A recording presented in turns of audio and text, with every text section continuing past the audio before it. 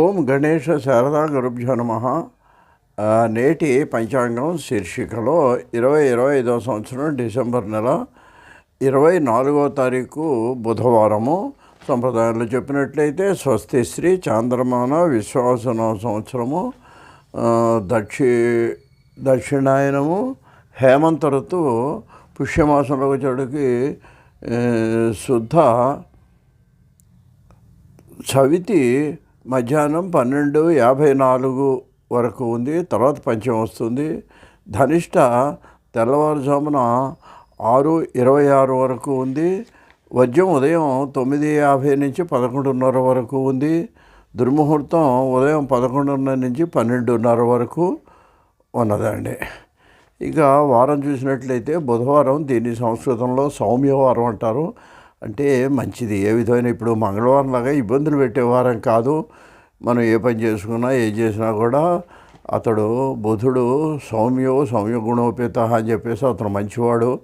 అందువలన ఈరోజు పనులన్నీ చేసుకున్నా మంచిదే. కాకపోతే ఏంటంటే వర్జం, దుర్ముహూర్తం ఇవన్నీ కూడా ఉదయ సమయంలో ఉన్నాయి. అదేవిధంగానేమో చవితి కూడా 12 వరకు ఉంది. కాబట్టి మధ్యాహ్నం నుంచి అంటే మధ్యాహ్నానికి పంచం వస్తుంది.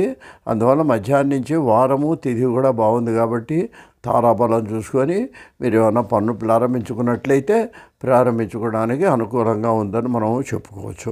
ఇంక ఈ వారం బుధవారం రామచంద్రమూర్తికి ప్రీతికరమైనటువంటి రోజు. కాబట్టి మీరు కొంతమంది రామరక్ష స్తోత్రం అని చాలామందికి ఇది చెప్తూనే ఉన్నానండి. కంఠస్థం చాలామందికి వచ్చు. స్నానం చేయగానే ఓ పువ్వు, ఇప్పుడు రామ పట్టాభిషేకం, సీతారాముల ఫోటోలు లేని వాళ్ళు ఏ ఇల్లు ఉండదండి. ప్రతి ఇంట్లో కూడా ఉంటుంది. శుభలేఖల్లో కూడానండి తప్పకుండా ఆ రామచంద్రుడు ఆ శ్లోకం లేకుండా కూడా ఎవరు కూడా ఎడక్య కమలామలాంజలి పుట్టి అనేటువంటి ఆ తలంబరాలకు సంబంధించిన శ్లోకం లేకుండా శుభలేఖలు, పెళ్లి శుభలేఖలు కూడా ఉండవు. కాబట్టి అటువంటి రామచంద్రమూర్తిని మనం కనీసం రోజు స్మరిస్తే మంచిది. లేదా కొంతమందికి ఇది రామరక్షా స్తోత్రం కంఠస్థం వచ్చి ప్రతిరోజు కూడా ఇంట్లో పూజ చేసేటప్పుడు చదువుకుంటారు. హనుమాన్ చాలీసా, రామరక్షా స్తోత్రం. తర్వాత ఇటువంటివి కొంతమంది నిత్యం చదువుకునేటువంటి వాళ్ళు ఉన్నారండి. అదే విధంగా పోనీ కనీసం బుధవారం నాడన్నా చదువుకుంటే మంచిదే అని చెప్పి మీకు మనవి చేస్తున్నాను. మరి ఈ విధంగా చూసినట్లయితే ఇది ధనుర్మాసము. ఇటు విష్ణువుకు ప్రీతికరమైనటువంటి రోజు.